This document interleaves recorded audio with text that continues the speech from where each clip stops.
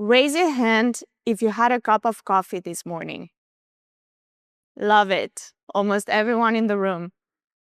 Keep your hand up if you know where your coffee came from. And I don't mean your local coffee shop. I mean where your coffee beans were grown. All their hands went down. Every time I ask this question, people either don't know or they start listing countries: Colombia, Costa Rica, maybe Ethiopia, or they say around the equator, which is accurate but not very specific. Almost nobody says Brazil, which for the record is the largest producer in the world. Of all the questions I could ask you about coffee, this should be a simple one to answer. It's something most of us drink every day. It's one ingredient, one journey, and yet most of the hands in this room just went down. Here's another question. How many of these look like coffee to you? One, maybe two? Two, okay. Well, these are all coffee, just at different points in its journey. And if we've lost sight of where coffee comes from, it's no surprise that we can't recognize it as it transforms. This gap between the farm and your coffee cup, or your plate for other foods, is what's sometimes referred to as the invisible middle of our food system. That invisibility isn't your fault. It's just how the system was built to be efficient. Now, when we lose our connection to food, to the people who grow it, who process it, who move it around, we start losing sight of its value. We expect to pay less for it. We throw more of our food away.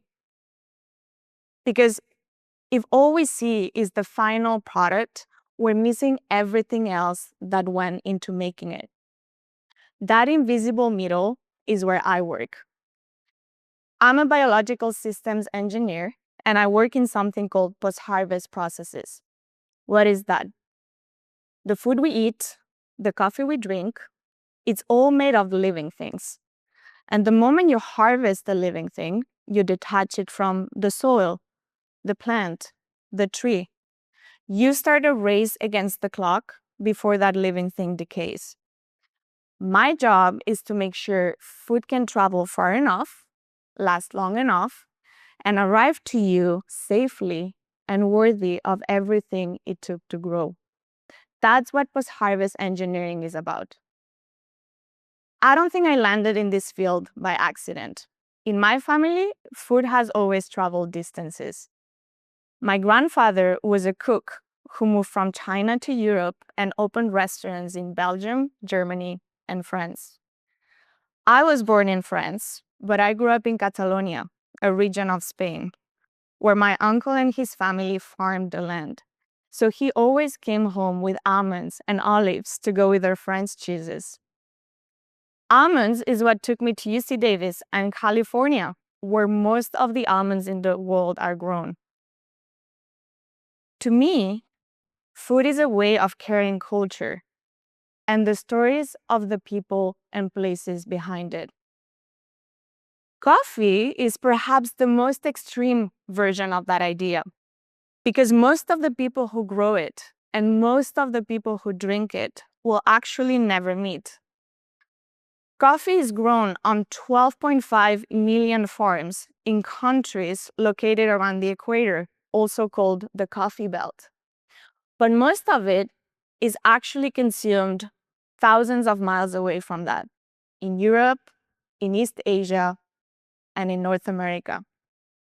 When it's still on the tree, coffee is actually a fruit that looks like a small cherry. And on most farms, those fruits are picked and sorted by hand. And because coffee farming is often a family business, those hands belong to grandparents, parents, and children. Entire families whose livelihoods are built around the harvest most of us don't even know about. What we drink as coffee is actually the seed inside the fruit. And that seed is surrounded by 5 layers that all need to be removed. These are pictures from Central America and Colombia. This is one way removing those layers is done.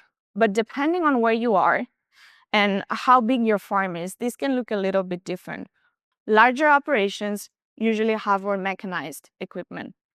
Depending on the type of coffee, sometimes the fruit is dried and then all the layers removed. And then other times the fruit is pulped and then the seed is fermented, washed, and dried. But drying always happens. And the way drying is done is by laying the coffee on a raised bed or on the floor of a patio, very often outdoors. And then someone actually goes there up to 17 times a day and turns the coffee with a wooden shovel to make sure the drying is uniform. It's a lot of work. Now, just as an example of how skilled these people are, I was once standing in a drying patio next to a farmer, and I asked him, "How do you know when the drying is done?"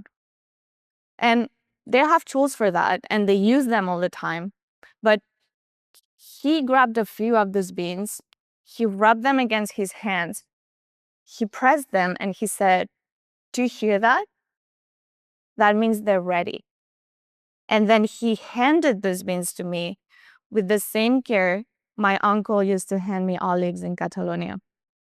After the drying is done and all the layers are removed, which, by the way, can take weeks, coffee is sorted by size, by color. The defects are removed. And in some cases, all of that is done by hand. Someone is sitting there for hours, sorting through each bean. I've sorted and counted 20,000 beans as part of my research, and I can tell you it's not something I'm eager to do again. After this, coffee goes on a long journey across the world until it's finally roasted and makes it into the shelf of a grocery store or your favorite coffee shop, where a barista finally hands the coffee cup to you. A cup that took months of work and went through dozens of hands across continents. Quite the journey, right? Who's ever eaten the pulp of a coffee fruit? Exactly, no one. What happened to it? That's the invisible needle doing its trick. Let me show you. For every 100 kilograms of coffee fruits that we harvest, less than 5 kilograms actually make it inside a coffee cup. The rest of it, the pulp, all the layers we removed, the spent coffee after the brewing process, most of that is composted, burned as fuel, or thrown away. I mean, look at the pulp. That's almost half of the weight of the fruit. This is how much was generated on a coffee farm in just 2 days. Every year, we produce 13 billion kilograms of coffee pulp, and most of that is composted. I mean, think about it. We just spend all this time, all these resources, all this labor growing a fruit that we don't eat. This is food right here. Now, in Yemen and Ethiopia, people have been drying it and brewing it as tea for centuries. There's many people in the industry today that are trying to create new products out of it. I've had it as syrup, as a jelly, in sparkling water, even as wine, all delicious. So the opportunity is real, but so are the constraints, the infrastructure, the economics, how to move it so it can reach people before it decays. Those are things we still haven't solved at scale. And coffee is just one example. 1/3 of the food we produce never makes it into a plate. And most of those losses sit in that invisible middle. which means I have a lot of work to do.